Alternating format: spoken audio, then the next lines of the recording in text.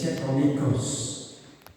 C'est l'une des compagnes de Sainte Ursule, martyrisée à Cologne, en Allemagne, en l'an 383. Elle a sa tombe dans la cathédrale de Cologne.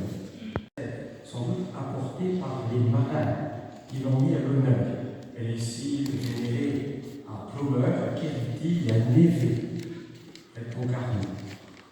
Et on peut y adjoindre aussi une chapelle, autrefois à Moëlan. Et donc ce sont toutes on peut dire, des façades maritimes qui ont vénéré Sainte Tunaine. On ne sait pas beaucoup plus, on dit même qu'elle est la sœur de Saint-Dénigout, qui est appelée martyr.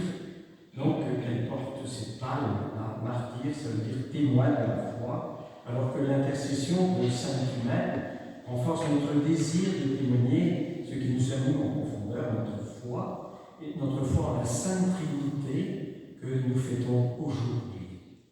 Il s'agit d'un surcroît, d'un trop-plein de lumière, comme l'automobiliste qui nous croise plein phare la nuit et qui nous aveugle. La lumière de Dieu est tellement forte qu'elle nous aveugle. La Sainte Trinité, c'est pas seulement une histoire qui se passe au ciel. En touchant au mystère de Dieu, on touche aussi à notre propre mystère, à nous qui sommes sur terre. Et voilà pourquoi la Trinité s'inscrit dans notre histoire humaine. Et ce qui est formidable d'ailleurs, c'est le mot communication ou le mot dialogue qui vient.